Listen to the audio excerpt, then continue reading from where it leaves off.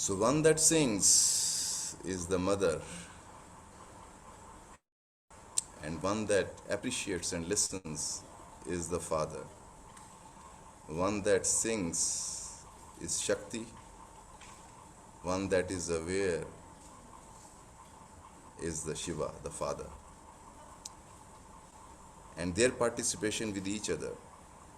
A singer becomes singer by the participation of the audience. It's not just a performance because singer needs as many listeners, and their union brings new creativities into a singer, and it enhances the listener also.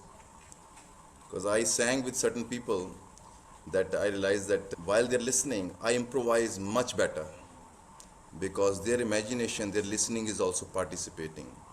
And that is the role of a teacher and a student as well, that the more student is listening carefully and opening themselves up from the teacher's side, the wisdom can flow. But when there is a barrier of your own thoughts and own ideas, then teacher is just struggling with your ideas. He's not able to say anything original to you. He's just playing a boxing match with you. And whereas it's a dance. So it will be a good idea before I take questions is that Oh, who's that? Already? Yeah, I muted them. Okay. I thought I wouldn't start talking and already I'm getting responses. Oh, wow. Okay. That was actually nice. I remember my youth time. Oh, nice. What's happening? Am I relaying already the powerful energies across the cosmos or across the globe? But anyway, the cosmic family, actually, it's a very interesting subject because the idea of family has been very, very misinterpreted because family means a creativity. Because male, female, when they come together, they create a new life. And that new life further expanding, like it's like parents are like roots and children are like fruits and flowers. But in today's time, what is happening is that roots are saying to the branches, why you are going farther away from me, stay close to me. That's what psychologically how the damage is happening. Because in a real family, roots are proud if the flowers are expanding farther and farther away from the roots, because it's the expansion of the roots. And that is the basically the point of creativity. Creativity is not that keeping things around you. Creativity is about expanding the boundaries of yourself. So it's very important also to understand that all the gods, goddesses, deities we have formed in India, they are not some events out there. You see, the original of the family is Shiva and Shakti. As I just explained, sound is the Shakti. Shiva is the one who is aware of the sound. When you are saying, how you know there is a sound? You know this because you are aware of the sound. And are they separate? No. As soon as sound comes, Shiva is also there. So our whole philosophical ideas or even psychological ideas to separating mother and father aspect, male and female within us, male and female outside, this way we are kind of segregating and creating conflict between these two energies. And you can see that very much in our culture, that all this woke culture which is going on in the West and all that things, that same sex marriages and don't call me he but call me she and all that. The original point, because this is the symptom of a culture lost into the definition of words, not the actual experience. Like there was a documentary, somebody was asking questions, nobody was answering because it was a very scandalous documentary. He is going to people and asking, what is a woman? And nobody is answering. They say, I'm not going to answer that. Why we got to, I would say that which is not a male. What is a male, which is not a female? That's how far a language can go. If you ask me what is red, I will say which is not blue. There's no way to explain what is woman. There's no way to explain what is male. There is actually no way to explain anything. But we think with our knowledge we have got so much. And same is trap with our formation of family, because it's a word game. Essentially it's extension of one reality into duality, and through duality comes the multiplicity. But at every end it stays a unity as well as multiplicity at the same time. As scientists say, an atom can contain the whole cosmos. It carries the wisdom of whole cosmos. So a son or a child is carrying the wisdom of mother and father. So in original family of cosmos, our first gods are Shiva and Parvati, the Shakti. And their first son is throat center, the Kartikeya. Kartikeyam is the intention. When energy and consciousness come together, what do they create? A spark of creativity and intention. Then Ganesha, the Om sound, the manifestation of mind, is the second son, because nothing happens without the intention, and intention happens because of the energy and awareness. Otherwise, why they exist if they are not forming something? Why negative positive exist if they do not form a light? So the spark between the negative positive, when they just meet, just about to meet, they're just meeting, that spark is the Kartikeya, the first son of. But when the light is created, fire is created, that is the Ganesha, the manifestation of this cosmos. But essentially, it's just all happening in one instant. It's all happening as a one dot, as well as the whole cosmos. And out of that came the rest of the family. Energy aspect, its body aspect is Durga. Its emotion aspect is Lakshmi. Its mind aspect is Saraswati. Krishna is the attraction aspect of the cosmos. Ram is the light aspect of the cosmos. And Kartikeya, as I said, is intention aspect of the cosmos. But all these are within you in this one atomic moment. And when you address any of this mantra, any of this connection, that energy starts to flow through you. So that's why when you are, for example, chanting Ram, Ram is the, as I told before, the original most important mantra in Hinduism, because Ram, Ra is fire, Ma is water. These are the two basic manifestation. By their combination, all the life is created. So for example, people who are doing Ram, chanting Ram, they realize, I have noticed also with the philosophers and seekers, that when they chant Ram, they become very articulate, very understanding of the science and technology of life, as well as they stay devotee. Because you are dealing with the basic core blueprint of the cosmos, Ram. When you understand the basic core, you will understand everything what is being created out of it. For example, if you meet parents, you understand your friend much better, isn't it? Otherwise, your friend is a mystery to you. But as soon as you meet his parents or her parents, you say, aha, okay, now I see.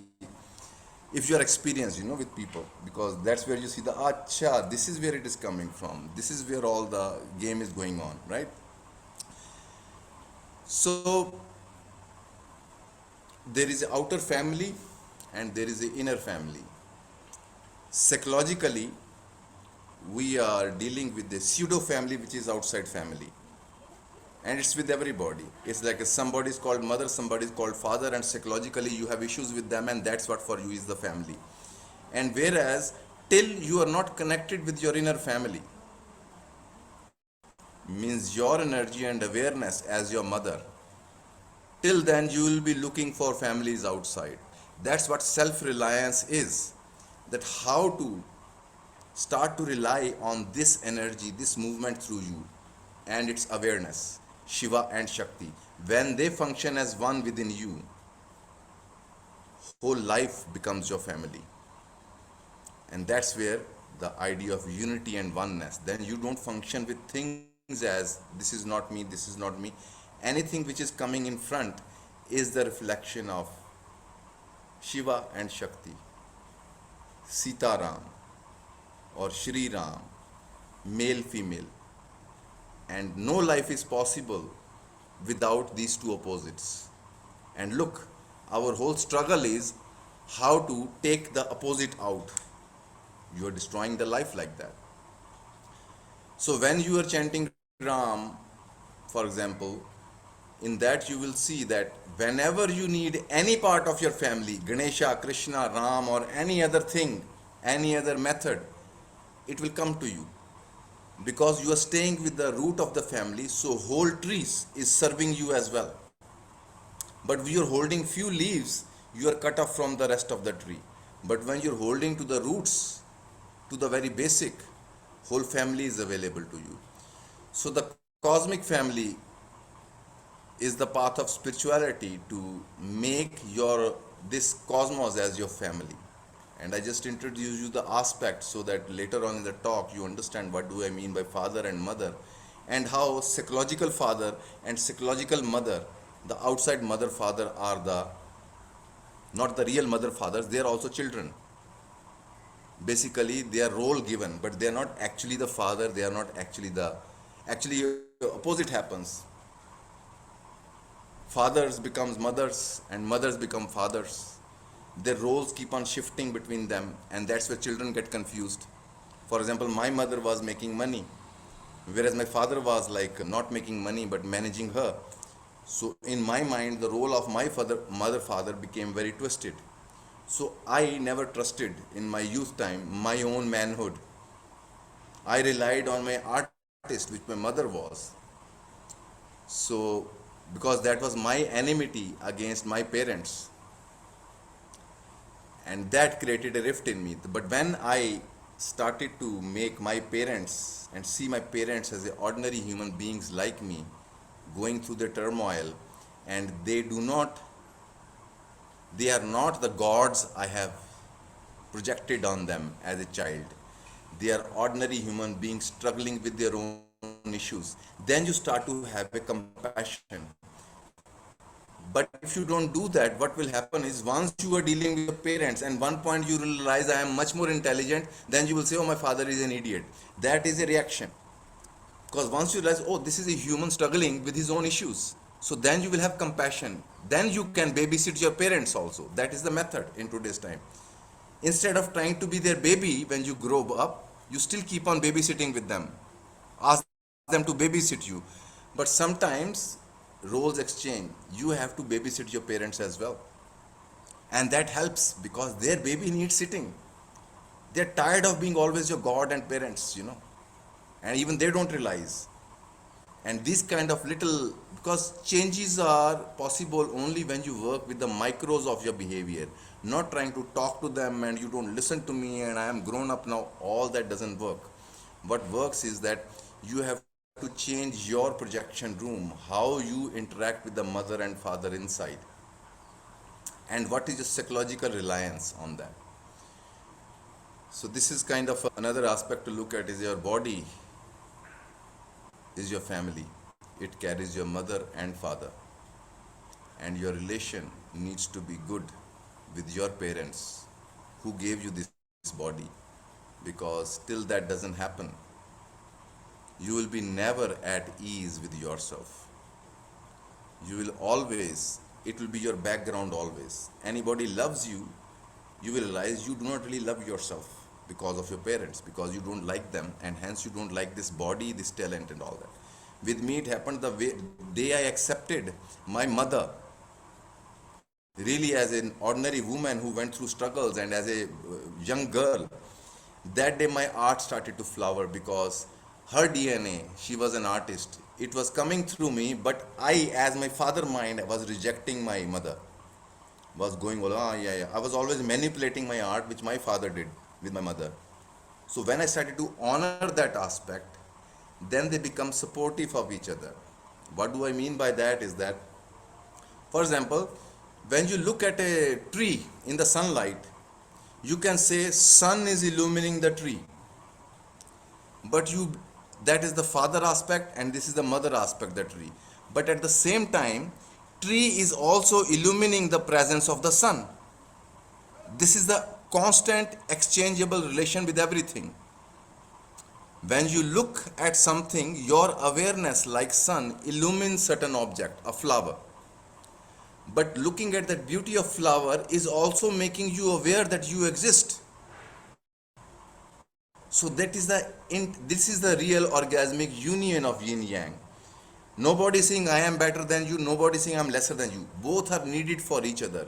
Once that equality appears into your life, only then you are capable of relation. Otherwise, people get into a relation, on any relation, either for their reflection or they're pouring their reflection, their energy onto the other for somebody else's reflection. But when equal reflections are returned, that's where the creativity happens in a relation. Okay? Okay, Jeets, let's take some Yeah, questions. let's do it. We have a few questions prepared before we open up to the audience. The first question, Satyaji, is why does my family bring out the worst behaviors in me? When I'm around them, I feel really easily triggered. What can I do about this? The reason why they trigger you so easily is because you are made of them. It is the deepest connection. The rest, most of your friendships are superficial and just mind play games. So you can pretend many things, but in front of your mother, father, you can't really pretend anything. They will say one word in a certain tone, and your whole palace will fall apart, and you will start to freak out. A reason for that. Okay. Yeah. Yes. Okay. And I think same happens with husband and wife. No matter how a husband is big boss outside, how great powerful man he is, but as soon as he comes in front of his mother or wife, he's a different person. I've seen some guys talking to their mother, they are mafia guys, and they talk in front of their mother. Mother say, yeah, yeah, I know, shut up and I have food. And suddenly the little baby is in front of. And because that is the reality there. And that's what is triggered.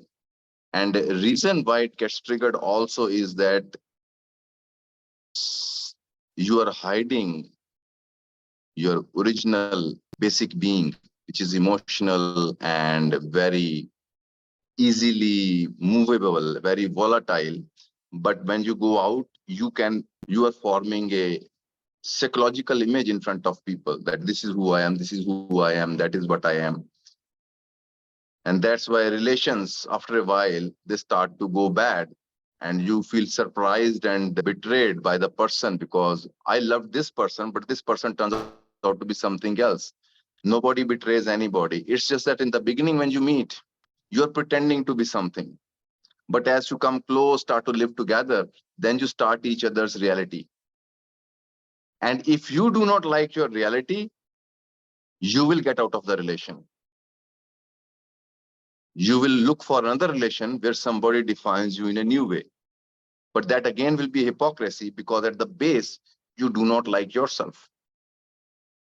So as soon as somebody loves you and touches you, first thing you come across when somebody loves you and touches you is that you become aware of yourself, who you are. And if there your relation with you is of like, I don't like myself, you will end up hating the person also for touching you so deeply. This issue I have seen so much in my life and in others' life also, that as soon as a closeness happens, this is where the fight starts to happen, because there you are not comfortable with who you are as you are. Either you're pretending to be something else or very spiritual or something beyond, but at the base you are animal as well. So it's not reforming yourself to like yourself, but seeing the reality of your fire, not how this fire is adjustable to others, but reality of your fire and standing for it. So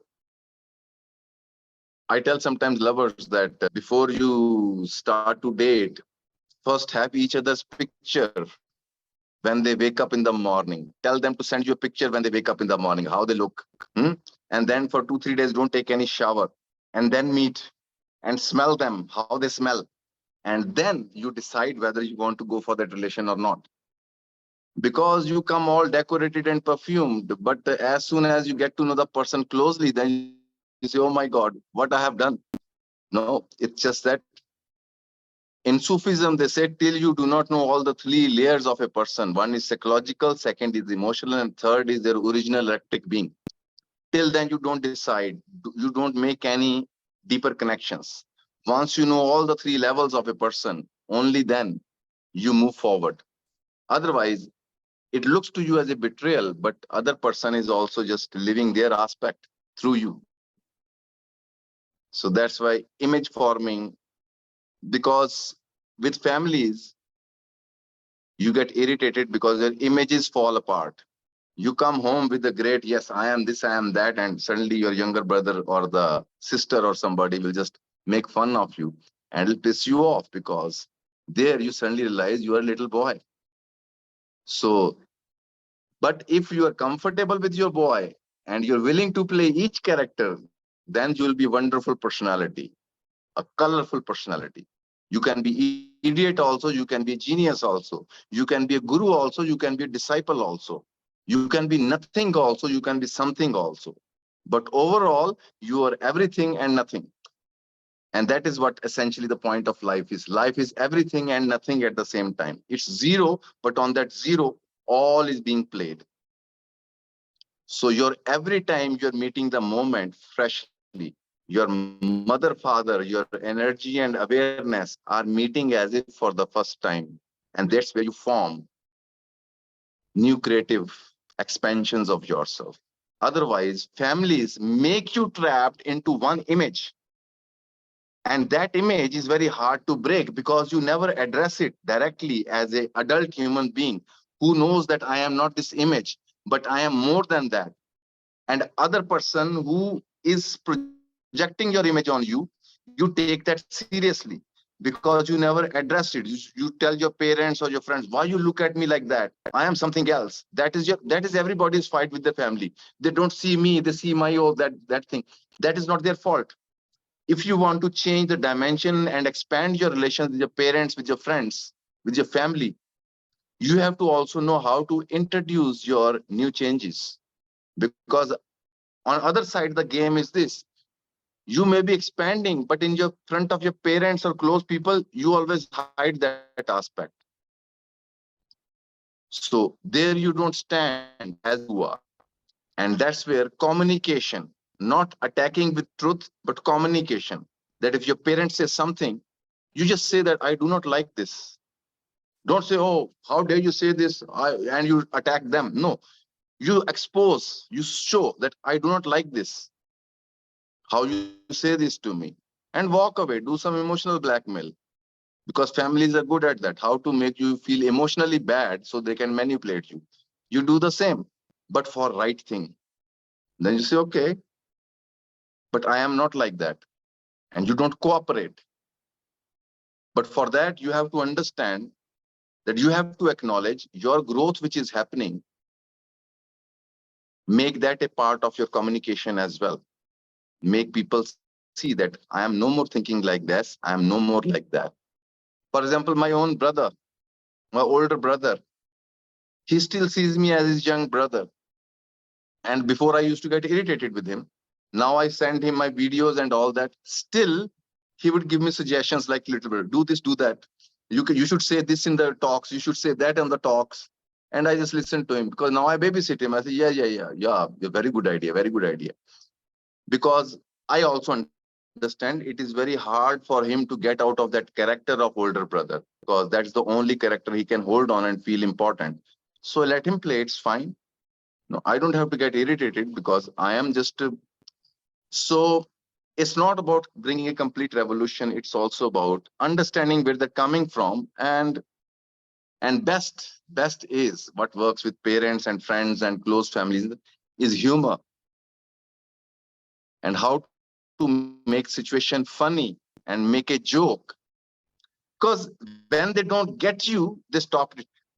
But if they can get you, if you become their energy source, they will keep on poking you and stealing out of you. Is it important to meet your family's expectations?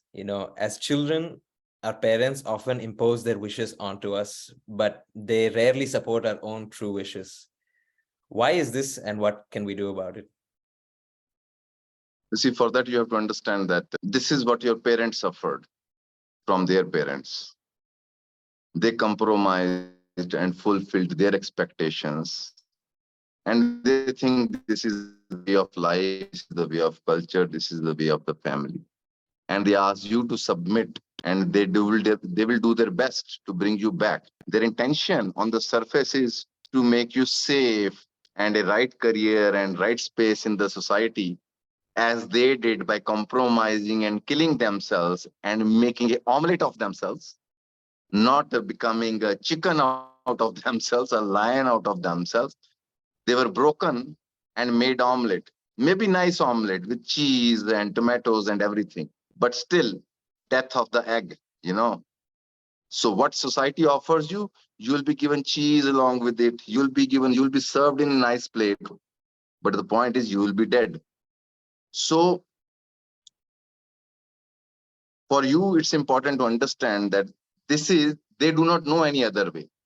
The language which any person who is changing or getting spiritual is now talking out of the box, means out of the family mental traditions. Most of the youngsters I meet here in Rishikesh while traveling around, I think the 80% of their issues are with parents, because their parents are unable to accept their change. So to avoid them, now see, the danger of it is, when you can't avoid your parents, most of the time, that's why I say most of the youngsters smoke hash and all that, because they want to shut off. And that is the only escape where they can expand and be themselves. But as along with the parents and all that, you don't get your space. Because another thing you have to realize, very important to understand, is that you will have to stand and fight for who you are. Because what is facing you is not only your parent, it's also another energy hunter, because they have been hunted and they will hunt you also. Whenever a child is expanding and becoming creative, and I've seen this many a times when I'm talking to a person, anybody, this is like with Jeet, it once or twice it happened, but that's not something personal, but it's just, I saw this cycle many times. Like, I'm talking to a woman or a man, and we are talking for a few days. And when I start to feel that the guy or the woman I'm talking to, they are kind of changing inside and they're feeling expanded. And many times phone rings and it's the mother calling. And the people usually say, strange, my mother never calls. I wonder why she called. This is the energy thing.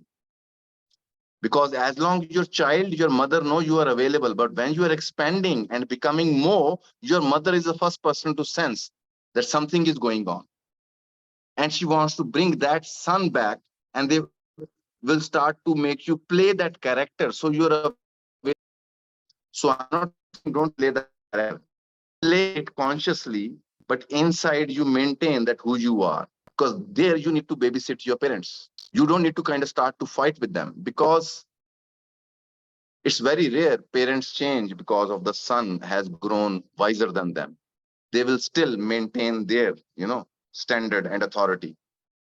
So there you need to babysit them.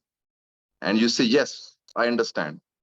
But inside, you don't give up on yourself. And another thing, very important, whenever I've seen youngsters or myself, when they were explaining to their parents about their change, they're talking as if they're asking permission. They're talking like a child. They're saying, oh, I am feeling this. I feel I should do this. No, do not do that. You say, I'm feeling this and I'm doing this. I'm not asking a permission. I'm not saying say it in words, but it's about being clear that this is what you're going to do. Once you are clear, because you're connected with them energetically, they will see the authority and power of it. But energetically, we still tell them, please give me permission. Till certain age you need permission, but once you grow up, you want to grow and stand on your own feet. You have to stop asking permissions from your friends, from your parents.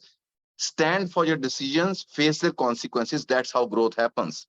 So many people rely on their parents and suffer their parents because psychologically they still do not want to stand on their own feet. Their child still says, "Oh mommy, where are you?" Tremble alone, cry alone, and creates independence inside. And with that independent human being inside, maybe you are able to help your parents as well. Okay. Okay, thank you. Did I cover that Yeah, question? Because I forget the question. yeah. Question was about family expectations. So I think it's a quite an interesting exploration of that. Next question, Satyaji, is how do we forgive our parents for the pain that they caused us when we were small, innocent, and defenseless? Well, for that, in the past, I talked about it. There is one method also I talked about, which is about seeing your parents as ordinary human beings who are not just your mother or father. Also realizing that here is a person who also went through a childhood, who also went through their dreams, who also suddenly got married and has you. And now, for you, that father, that mother is your God and goddess. You're everything. You're completely dependent on them. But they were not ready for that responsibility. Actually, no parents is really ready. They have to, which whatever means, they find their way to make a living and support them. But psychologically, they really do not know. There are no schools I have heard in the world anywhere which train you to become parent, which qualify you to become parent, that you are psychologically balanced to handle a child. Otherwise, parents just, because child is the easiest garbage unload for parents. Father or mother is pissed at something, but child is the easy victim sitting there because they need to talk to another human being. So child is very much available. So you throw all that thing on you, and child end up transferring their energy to the parent, and they feel good, but they don't even realize what they have done. They were supposed to water that plant, not suck out of that plant. But this is how it is done to them also. Hmm? So it's very important to understand that dynamics which happens energetically. Because if you start to try to understand socially the dynamics, you will get very confused. There will be right and wrong, good or bad. But at any given interaction with parents or with anybody, you have to become aware of the energy dynamics. Are you giving out too much or are you taking in too much? And right is that equal give and take. What was the question again, Jeet? Repeat it because I lost the point. One point I wanted to make. The question is how to forgive your parents for the pain that they Yeah, caused. yes, yes. Yeah, that is very important also to not only forgive, but to have compassion on them.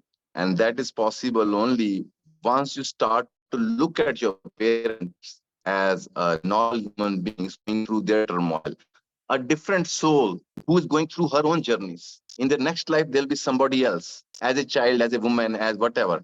But in this drama has brought you together, but it's not really the parent or the mother. That's why I talked in the beginning of relying on the inner mother and father. That's what outside families represent.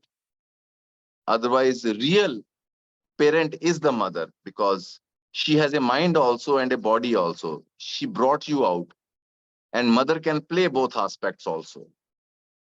Father is just a sperm donator in real sense, but socially it is given a place that is something special, you know. So one example for this, that I had quite an issue with my mother, and I remember when I was, because from the age of 13, as soon as I was growing up, my mother was going through her troubles with life and with father, and I was the counselor of my mother at the age of 13. I used to listen to her negativity about family, about everything. I would see that my family is falling apart, and me as a 13-year-old boy trying to keep the family together by counseling my mother. And then she would go to my father and complain about me, about something. And then I would go, what are you doing? And there she will become the wife, and here she will become a girl and telling me all the negativities against my father. And there also I have to kind of support that. I have to take the shit, because I could tell my father that she was talking against you, then that will really crash the whole family. So this is where I end up being a teacher right now, because from the very childhood you're learning to console, and in that trying to keep things together, you learn to. But with that I realized I completely overlooked my child, and that overlooking the child had a impact on my life. But somehow I survived because of my art aspect, because I was an artist, so I was being very creative, so it maintained my child. So but when recently 4 5 years back I was sitting and doing meditation, and I remember one very horrific scene where my mother is going through a hysteria and crying, and I did not realize that I saw a 17-year-old girl in my mother. She's crying to me about what has happened to her life. You see, I did not see it then, but later on when I looked, then suddenly I saw my mother in a new light. The day I met her little girl who is lost with his family and with his turmoil, that day I had such a flowing compassion towards my mother. That was a different mother, but a different human being who I was interacting. Once that relation is established, then character of mother, father, and its bad doings to you just dissolve. You see that this is the person who was helpless with their life. They had no other way to know. And once that is understood, then you are not child of your parents. And this body is not coming from your parents, because their body is coming from earth and cosmos. And your body, your energy belongs not to your parents, but to this cosmos. So you stop relying that aspect onto these two DNAs which made you. But these DNAs were also formed by a larger life. So that's what I mean, that relying on the inner family. And if you rely on the definition psychologically given to you by the outside family, social family, there is lots of troubles there. But here you have to rely on your inner formation of energy. Yes. Is there a way to improve the relationships or neutralize the karma that we have with our parents, but without interacting with them directly? Yes, that way I am just telling you a little bit is somewhere you have to understand your character of son or the daughter of your parents. Because to play any game, any social game, like two hands are needed to clap. Nobody can solely play any game with you if you are not participating psychologically. Understand that. It's one thing to not to say anything, but energetically you're still getting pissed off but not saying anything. That doesn't work. They're still getting the energy they want. But if you psychologically stop seeing yourself as like that, and their game immediately ends. But for that, instead of working outside, you have to look inside, that who is this baby in you who gets overreactive or over shaken by the parents. And that's where you need to do the work on. And once you switch that character, others either they get rattled, and slowly they start to adjust to your new aspect of you. But for that, it is important that you stay connected with your new change. And most of us has habit, we get afraid of our new change and ease back for security's sake to the old roles again and again. And this is what is happening with most of the people on spiritual journey. They will redefine themselves, but when they go out, they will be again defined by their people and friends and family the same way, and they will keep on ping-ponging between the two dimensions of themselves. And that just says not fault of anybody. fault is yours because you are not taking command. You are not standing for yourself who you have become or who you are becoming. And this is part of the spiritual growth. Your energy, your feminine is growing in a certain way, but your mind, the male, has to stop playing game and stand for that change. The same mind becomes a baby and a victim and all that. No, you stand your territory. This is who I am. And even if for that you have to temporarily lose a connection, does not matter. Once you are clear about that, that you are not going to give this up for somebody else, as an animal, other also becomes aware. There is a conviction into that. For example, when I was 21, Osho came back from America. It was 87. And I wanted to go to Pune to see Osho. But I was very afraid to ask my parents, ask my father especially, because he was such a dictator. And I was even afraid to say anything to him that I want to go there and all that. But I do not know, because of master's connection or my clarity and longing to see Osho, I just went. My brother was sitting, my father was sitting, and I just went to him. I said that I am going to Pune to see Osho. It was not like, Papa, can I go to Pune? I want to go there. I said, I am going to Pune to see Osho. And with that, my father just looked at me. He said, okay, how many days? I said, 3, 4 days, which turned into 13 years, but that was not the point here. I never came back. Then later on, my brother said to me, he said, what happened to our dad today that he didn't say anything? I was also surprised. But then when I look back, I realized inside I was very clear and unwavering that there is no way, I have to go. I am going. So I was not asking him, I was telling him. So you have to know in the relations what is asking, what is telling. And if you can understand asking and telling, even when we're telling something, we're asking people that, is it okay? I'm doing this. That's why we tell people that what we do. And this is something your baby, which still looking for validation. Once you become an adult and you tell only when asked or if needed, otherwise you stay shut. Or when you tell, you don't, like in America, it is becoming a problem. Their language is becoming a question mark. I'm going to the market, or every slang of the sentence is becoming a question.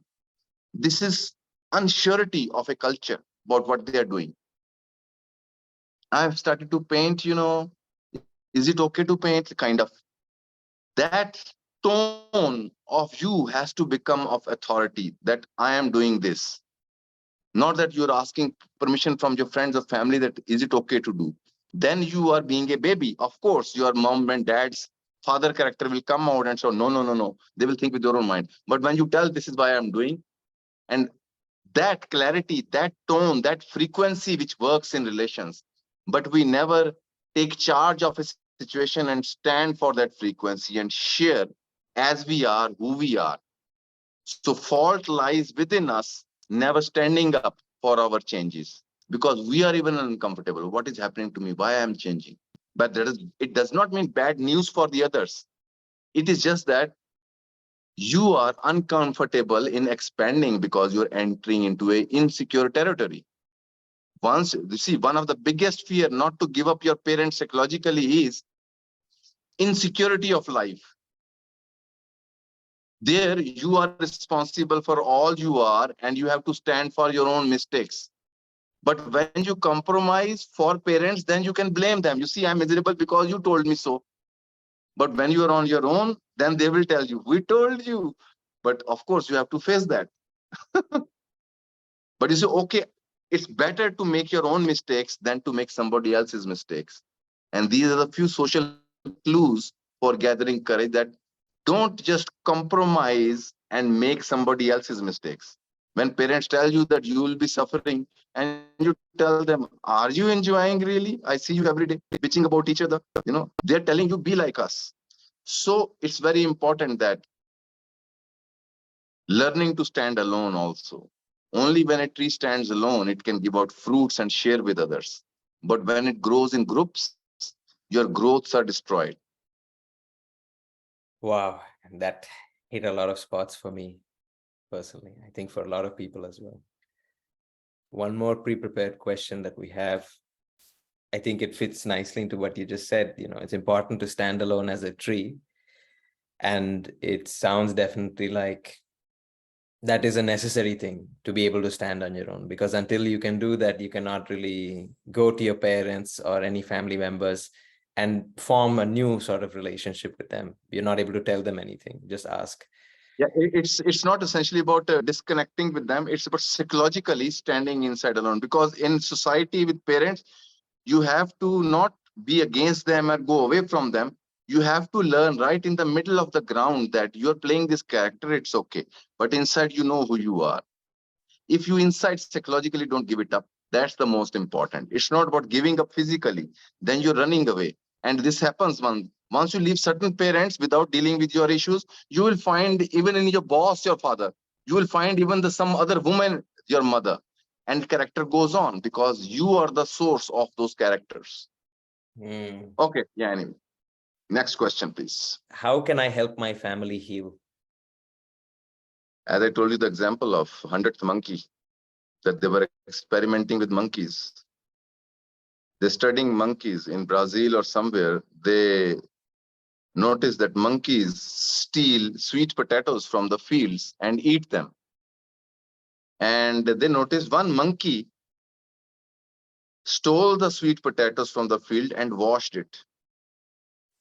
And after a few months, all over the globe, all monkeys were washing sweet potatoes. This is called the 100th monkey effect. So if you want to heal your parents or anybody, you have to understand that you are connected with them through the DNA. They are not going to work on their DNA, their conditioning, but you are connected to them. If you really work and make your dualities balanced inside through meditation, through understanding, that triggers the process of growth into parents as well. For example, I was saying that if a person becomes enlightened, I was telling some friends yesterday that your brother, your parents who are related to you, because of your enlightenment, it will have a triggering effect into them as well. Because we are energetically a one phenomenon. If anywhere light sparks, its electricity functions through everybody who was related with you till now in the whole lineage. So this is the 100th monkey. You bring change here and it will have an impact, not immediately, but you will notice. I've noticed when a son or a daughter truly becomes spiritual and then they come up after 1 month, they say, my mother is also getting interested into this. Because you see, people can deny your thoughts, but people can't deny your energy. So don't try to convince the other for healing through words and thoughts, but make them experience the energy vibration of you. Energy vibration heals, not your talks and trying to tell them, do this, do that, this will help you. I read this, it helped me. No, that's why I say spirituality works the most powerful by your action. For example, when I came to Rishikesh, and before that, I used to talk a lot about to people about this and that philosophy. Nobody will listen to me. So then when in Rishikesh, I started to carve on the stones, sitting there singing my bhajan and carving. And within 2 days, 10, 15 people gathered, Israelis, foreigners, and they wanted to carve with me. And then they were open to listen to me what I was saying. So why that happened, why I sing before you, is that I am making you aware of my exuberance of energy, which is my innocent sharing with you, that this is who I am from the heart. I sing. That makes your human, your heart to trust me. And when I use words, now you can trust me. But if I use just philosophy, your mind will say, I don't know what person is saying is true or not. But for that, it's important. When you want to bring change into the other, you dare gather courage and show your vulnerability to them. And that makes the other person trust who you are. And that gives them an incentive change. Because when people are advising you, they could be, conning you or saying something just out of the blue and not really caring. but showing your aspects also to the other, that this is what I am. I noticed this, that my classes went very well when I was teaching yoga school, because I would sing bhajan in the beginning and in the end. And people will get tuned to my energy. And then when I talk, it's not words, it's my flow. Because flow carries the wisdom, not the words. You can use my sentence and tell somebody, you will see that it does not have that effect. But when I am using my sentence, I am saying it with my whole body, mind, emotion, because I felt it. And your animal senses and feels that. And with your parents, they are the caged animal. I am not judging your parents, everybody is. But what helps that animal to break their cage, which they think it is their palace, is make them see the freedom which you have, the joy which you have. And because they're parents, they will feel it much more closely. And on the social level, you have to make them feel secure that it is not something against them. It is part of their DNA growing. So you should not be scared of it, but encourage me. And I need your encouragement for that growth. Even if you don't give me encouragement, I will still grow. But that does not mean that I am against you. It is your wisdom and your genius is growing into me. So you have to learn to be a little bit diplomatic as well, because they need to feel the importance that they are still needed. And this is what healing is. Healing is just not that now you fix somebody's wound. Your healing means making that personality which is trapped, help it expand psychologically, emotionally, etc., so that that is what healing is. Health does not mean that you have no sickness. Health means your energy is constantly expanding and smiling, expanding and smiling. That's what health is. But our psychological word for healing and health is some static state where there is no problem and you're all pure and happy. No. Healing means when you start to move and flow with energy. So never go to friends or parents like in the way of a doctor, you're fixing the disease. No, you're saying, this is my friend. I want them to move. I want them to flow. I want them to feel appreciated. That very intention starts to heal the relation. But somewhere our hurt child is always with enmity with the parents and try to kind of make them see the point that how you hurt me, how you destroyed me and all that. And that is what worse impacts on the relations. You mentioned to me the other day this practice of, if it's possible and people are willing in a family, of chanting together. Yeah. Do you want to Yes. speak to that? Yeah. Like, I know this. What would make my mother very happy would be that when I would sing along with her, kind of following her. And when I started to sing on my own the classical, and I stopped interacting with her, then she became jealous of my own singing as well. Then she would try to tell me how to sing like this, how to sing like that. But later on, I realized that if you invite people to participate with your new flow, that makes them feel validated much deeply. What is a conflict in family is that different notes going on as thoughts, as emotions. Let's look at it like a frequency of sound.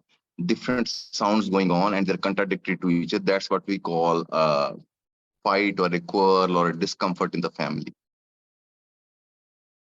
And chanting together, if they agree, chanting or doing om or humming together, on very deep level, it harmonizes and unifies the energies.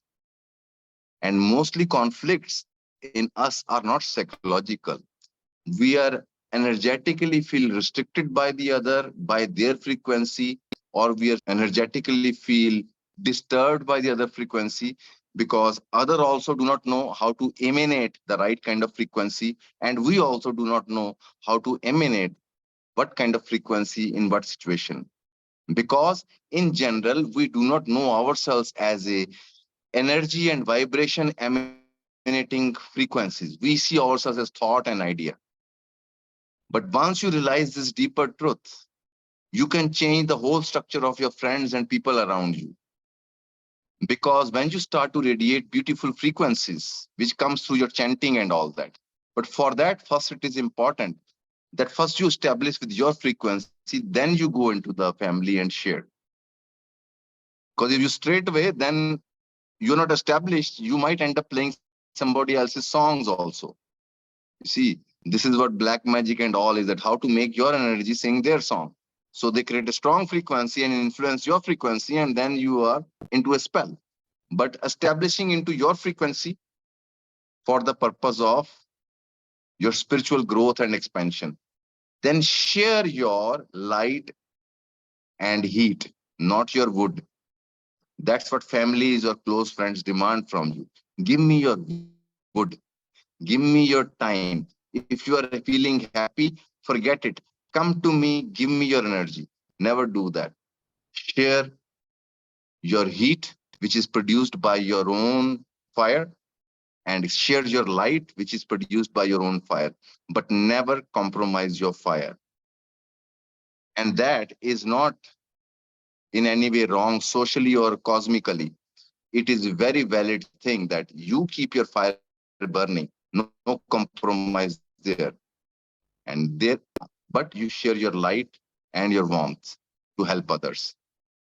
So when I say chant together, meaning that at least one person is there who is established, then they can help other to catch fire, not to rely on you to get fire or wood out of you. And it's very interesting that as a teacher, I realized that all my teachings, you will see, I am never tell you follow me, understand me or something. I am just throwing you back onto yourself. You do. I realized even when you're offering people that you do your thing and rely on that, for that people he hate you more, because people are asking you to make me reliant on yourself, you know, but they do not know the later dangers of that, because with that I am destroying you. But by it looks forceful in the beginning that I say, no, you rely on yourself. I am helping you to create yourself. And I have seen enough people getting destroyed by following gurus. Not that gurus were wrong, but their approach was, now guru can give me everything. Life is not designed like that. Yes, it works, but if your trust and surrender is 100% total, not that guru does anything, your totality of trust works for you. Even you can take a pseudo guru and surrender completely, it will work for you, because your totality will trigger changes into you. As I wrote today in the post, that whole effort is how to become total into your each action, and all going into it. That totality triggers fire and change. Why most of the methods, philosophies, and trying to heal anybody or whatever you do doesn't work is that we are never really relying on what we are doing. We're doubting also. Yes or no on the personal decision. If there is no, then never think about it. If there is yes, don't doubt and do all of it. This way, there is a point of growth. Even with your yes, you realize there is a mistake. Now you know this is a mistake. Now you have grown and you move on to the next action. But if you do it, yet still you don't do it, you don't really realize it's a mistake or right. And when you say no, but keep on thinking, maybe I should have done, you are just in a loop, not going anywhere. And that's how I see people waste years and years. And that's where self-reliance takes guts to stand by your yes or no and go all the way and see where it takes you, and take responsibility for that, and acknowledge your mistake. Don't self-beat and say, oh, why did I do? People were telling me. No, you say, I did this because I wanted to do this. I realized it's a mistake. Now I go forward and expand. And then you qualify for creativity, for growth. Allora. Yes. Wonderful. I think we should open up for some questions Yes. now for maybe 15, 20 minutes. I know Tanmay has a question. And you guys can start raising your hands, by the way, and we'll form a line. People. So maybe I can go next. Louder, please. Hello. Yes. Am I audible? Yes. My question is basically about like when somebody is on the spiritual journey, there's always in parallel, there's always this thing from parents that, okay, you should get married, start looking for a girl and all of that. And so the way I feel, I'm like super content with where I am right now. And of course, I'm not averse to that situation, but I just wanted to understand how to navigate this particular aspect of life. You see, in that the navigation is your own fire and its light, not what others say that should be your direction. If you don't see that is your path for now, in the light of who you are today with your fire, then don't compromise that. And you have to communicate about it, not just saying that I don't want to do. You say that right now it is not like that. Because it is a good idea in relations never to come to absolute conclusions or statements.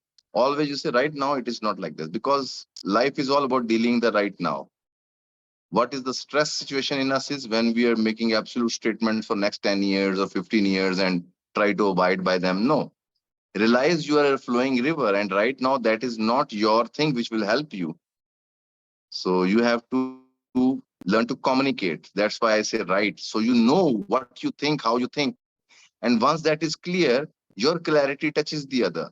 Not only clarity, but your emotion with it, your participation with the other person's understanding. Because other, you see, remember always in communicating with parents and all that, they are not only there for you to understand them or follow them. The real reason behind is that they have to feel validated. And validation doesn't come by following their conditions. Validation comes by when you are having a dialogue with them, you reflect that you are listening, and you reflect through your answers that you have listened. And at the same time, you say, but I see it like this. That creates a connection or an opening for dialogue. But what I've seen most of the interactions is that parent is saying one thing, son is saying another. There is no bridge happening. Nobody is just pausing and listening to the other's point and saying, okay, I agree with you. This is how it is. But from my point, it's you say, you tell me what to do. So I'm just not telling you techniques of dialogue, but what we call dialogue is basically trying to convince the other of your ideas. That's not dialogue. That is a very dormant way of arguing on energy level. Dialogue is becoming like water. When other is saying something, you become what they are saying. That's where their animal feels touched that, yes, this person is listening. And that is enough. Because in that moment of dialogue and conversation, they exist. And what is our frustration in relations? Even when you're talking your deepest stuff, you know by your instinct as an animal, other is not really listening. Maybe you are just listening from the ears, but you're not really listening. Because what happens when you really listen is that energy of your conversation goes into my wisdom. And then a response comes which reflects how I see you. And that's what other is looking for. They're looking for a definition who they are. So why I'm talking about dialogue is that all this is possible if you are able to have a dialogue. When you disagree, you say, I disagree, but don't pretend around it. No, I understand. Because other knows you not understand. Or you say, I do not understand. Explain to me. Make me see why I should do things like you want. Convince me, I will follow it. But right now, I cannot see. And that is where you hit the bullseye. Because that is about being honest. That is not just blindly fighting. Showing your willingness to participate, but not to put off your fire. Participate to cook. When I was a kid, I had a question, who is aware? And that one moment, it lasted for a brief second. I never thought about it. Recently, when I got into these practices, is when I kind of went back there, and here I am right now. So with the experience, without experience, the awareness is still present. How do we make that leap? By abandoning all the concepts that we have to know that you are that. It's not possibly your mind cannot take that leap. But how do we get to that state where your mind dissolves and it rests? That's my question. You see, when awareness is concerned, there is no who there. There's no personality there. Only when that awareness, that light converges to the lens of ego, there becomes an identity. Otherwise, there is no personality to the presence. And the idea to dissolve the mind is another ego game, is another game of the same mind. You understand what I'm saying? Where you have disappeared? Yes, I do. I do. Which part of the thing you're from? Sanjay, is it? Or who is it? Vijay. Vijay Raghavan. Okay, let me see. Because these Because videos keep shifting from. yeah, because Vijay, I think you lowered your hand, and so you disappeared into the masses. Because I cannot. So when you say that I want to dissolve the mind, your awareness becomes the mind. You kind of get into this game of hide and seek with the mind. But when you are just present, you will not even know when the mind dissolves. You will not know it as a dissolution of mind. If you recognize it as a dissolution of mind, means the mind game is still going on. When people get enlightened, they don't realize they are enlightened. Osho said that it took him 1 year to realize he has become enlightened. One Baba stopped him and said to him, relax, it has happened. Because for 1 year, he was just moving around, had no idea. Because you look at a tree, you become the tree. You are just in the moment and you don't know it as a dissolution of any kind. Many people go crazy with this. Many people, but what I am saying is that balance is that first, do not make your mind as a problem. Other is, do not make your awareness as a trophy. They both appear together. Create a balance with these two. When mind is there, notice if it is needed, then use it. When it's not needed, that very clarity it's not needed, slowly your mind will stop not to be there. Mind is not a reality or real identity which needs to be dealt with.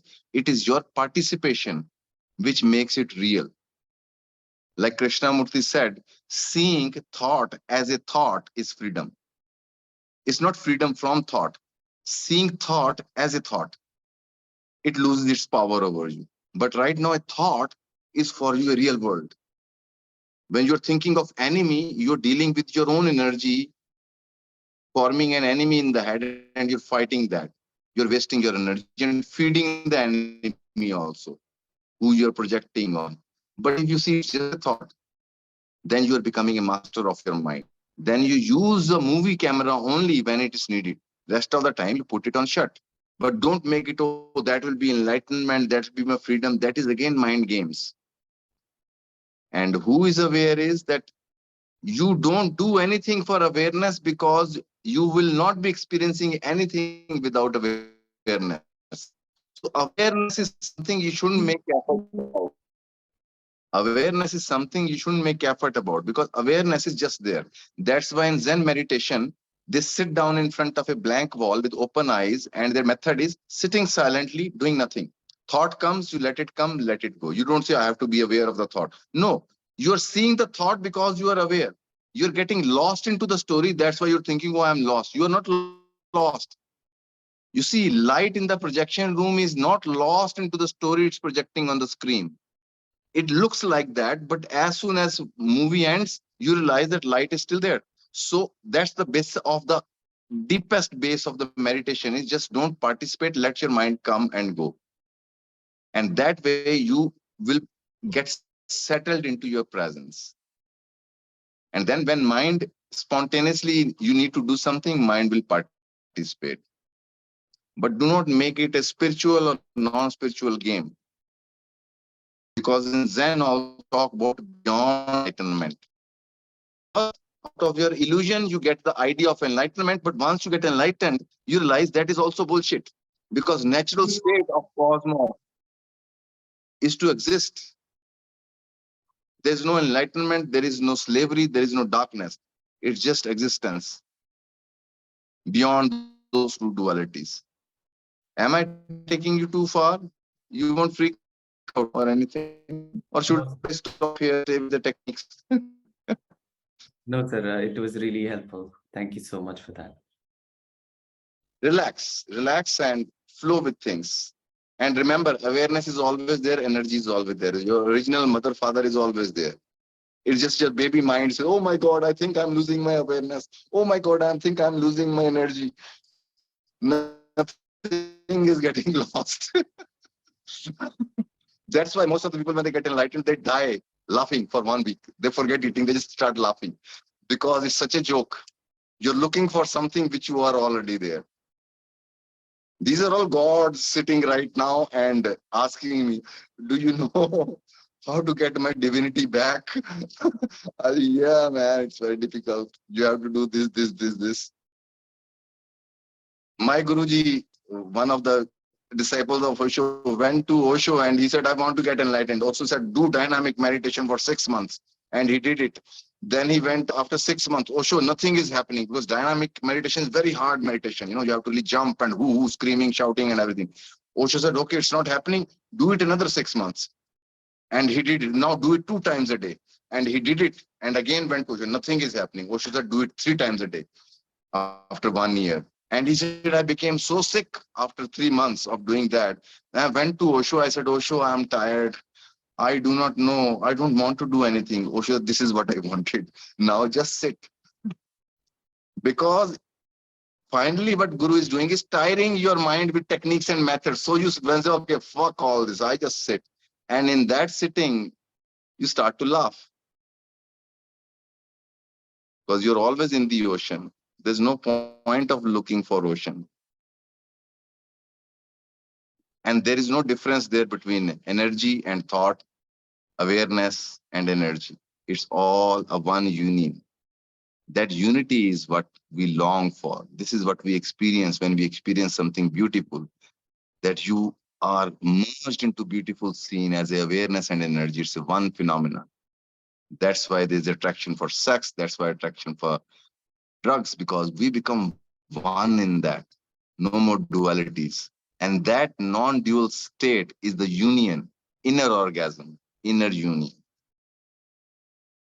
Hope that makes it clear and makes Yes. you more confused. Thank you. Wonderful. Couple of more questions, Satyaji. Yes, okay. Manisha, you have a question? Yeah. Sure, thank you. Namaste Satyaji. Thank you for spreading such a wonderful light on this earth and being part of our journey. I think you answered my question, but still I don't know why my inner thing is kind of wanted to ask this again. As we are on this path, we do see our animal nature, right? As you said. So we do see that we get rejected, we feel that being of unloved or anything, any, small, too big. So how to heal that? And we see that pattern is repeating, right? We do observe that. And as on this path, we know that, we lose our anger, we don't want to interact and being in that mess again, right? I do see that, okay, if I'm talking to someone, I feel jealousy, and it's all my projection. But I don't want to be in that mess again. And I do see that pattern is repeating again and again and again. So how to heal that thing? How to heal? I know Yes, I I should have understand. patience. I understand. I understand. Here, you see, most practical thing first to do is change your vocabulary about animal as something not wanted, and Buddha and enlightened is something wanted, because one is roots, other is the flower. So it's like that our current culture has become a psychology of flowers and criticizing the roots and all the ugly parts and all that. But what I am trying to share with you guys, a bridge between two. have a reverence for both aspects of you. Once you start to have a reverence, then your animal starts to work with you. The same fire energy, when accepted and contained within to flow, same energy becomes creativity, love, and meditation. But when you reject your animal and its powers and its destructiveness, because you see, most of the artists you will meet in their life, they're very destructive people also, like me. When I'm into my downfalls, negative moods, I am really destroying things within myself and outside. But that is as far as you don't accept that creativity and destruction go hand in hand. It's one power. You cannot make anything new without destroying. So you cannot have a Buddha without the animal inside. And we have this very fragmentary idea that you can be Buddha only when your animal dies. No, it's the same energy blooms. It's the same mud which becomes lotus. But if you look at a lotus, you say, how this is possible? It is in that dirty shit. But that is the magic. That's the magic. So it's very important. Whatever you call negative, dark inside you, you look at it as your soil, your fuel, which is the fertile ground for you to grow. Only when you trust your soil, you can plant your seed there. So psychologically, change your vocabulary about it. The rest all comes into place because our reaction to words brings our reactions to the situations. That's where, because we are made of mantra, the mind. Repetition of word forms your realities. But if you form words which are constructive and organic, you're changing your whole frequency system also. Okay? Thank you. Thank you, Manisha. Shravan, you have a question? Yeah. Namaskaram, Satyaji. Yeah, so I will ask it quickly. So whenever I do my kriya or whenever I sit down for doing mantra or something, after 10 or 15 minutes, I get a sharp pain in my neck. I don't feel it as a physical pain. Of course, it translates as a physical pain, but after my kriya is done, when I open my eyes and up, it just disappears as it was not there. So I'm wondering because I don't understand what it is. So can you please tell what can I do about it? Thank you. I think the throat is the last barrier. After that, it is Shiva. Nama Shivaya. And I think that door will slowly reveal because maybe you're not allowed to get out right now. Because once you touch Shiva, you aren't coming back to five elements. This is just, I am just, what you say, improvising on it. But yes, the thing is that your neck and all this, try this mudra, man. Your, here, you can see, this is for the Utthana Prana. It opens the throat center and activity energy. Because somewhere maybe there is a restriction. Not everybody should do it, please. Otherwise, you will have another set of questions. I did this, now I am feeling fucked up. No. So the thing is, in this, what is happening is it's something to do this is throat center is Kartikya, the intention center. So you have to also work with the intention as well. Because anything you do, there is an intention behind it to make it happen. The command center. Thyroid commands all the other glands. Throat, sound commands the whole body. So that's where I think you need to sing more or express more with your sound. Maybe go to jungle and make sounds. Make sounds, release that. Because what happens is that when you start to live a spiritual life, what happens is that we start to kind of, most of the people are withdrawing their power from the sound when they're expressing themselves. I become a good singer when I went to jungle and spoke loudly and screamed and chanted very loud, Ram, Ram, Ram, Ram, and all that. And it opened up my expression. And with that, all the negativities disappeared. Because if I keep my sound my power, because sound is source of your power, if you kind of shrink it, everything will move in, all the doubts, all the fears. But if you keep it alive and flowing, it burns away those things. That's why I tell you, chant loudly. It will release many of your psychological issues. And also with body, shake and dance madly. On these two levels, if you can work, you're changing your whole sound system in the body, because body is also a sound. So work with the sound and feel that, are you restricting your sound, your throat in some way by agitating or something? And that's where on the practical level, you can work on that. Pain is when energy constricts there. As soon as you open your eyes, pain is gone because now energy is being released outside. But here it is not able to express itself. Or you are insisting too much to take it to third eye. Okay, thank you. That makes sense? Yes, Satyaji, actually, I really relate because in my younger age, I was, restricted about talking outside. So maybe Hmm. that's what translating. But I instinctively started to chant and, as you say, like chant loudly, go to jungle. I did all that instinctively about maybe 5, 6 years back. I started it. Then I didn't have any techniques or prayers. But maybe that's not cleared or yet. Yeah. Thank you, Satyaji. Open your sound. That will help you a lot. Sanjay, you have a question? Please switch on your camera before you ask. He's asking that when to drop a relation and walk out. I said, you can drop a relation, but relation won't drop you. Real renunciation, real dropping is from the mind, your ideas. That's why Krishna says, stay in the world, but psychologically stay free. You can play the game, but our real attachment is psychologically we want things from people, from others. कि ये तेरी कामना ही रोकती है. Nobody stops you. Your desires keep you in the situations. So real understanding is about understanding your own trap. That is the real death of a relation. Psychological game. Make sense, Sanjay ji? Okay. We have two more questions and then Yes. we'll finish. So, Kudzai, you have a question? Yes, namaste, Satya. So my question relates to the masculine aspect of myself. Growing up, I never really got to experience my father because of our family setup, right? So I feel like I'm more connected to my mother and the feminine aspect of myself.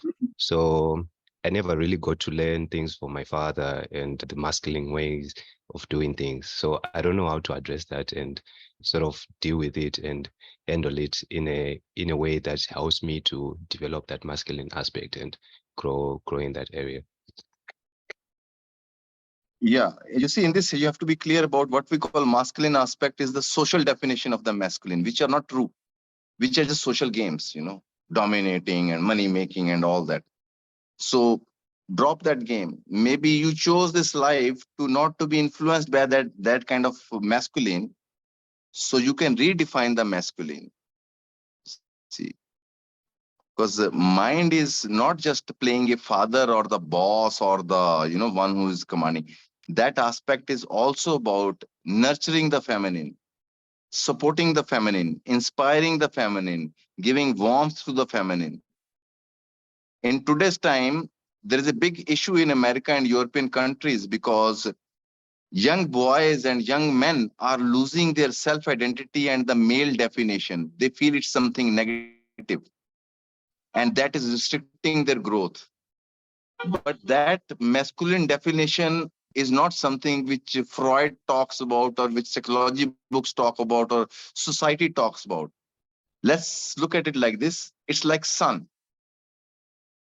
Earth, water is like feminine, which receives from the sun.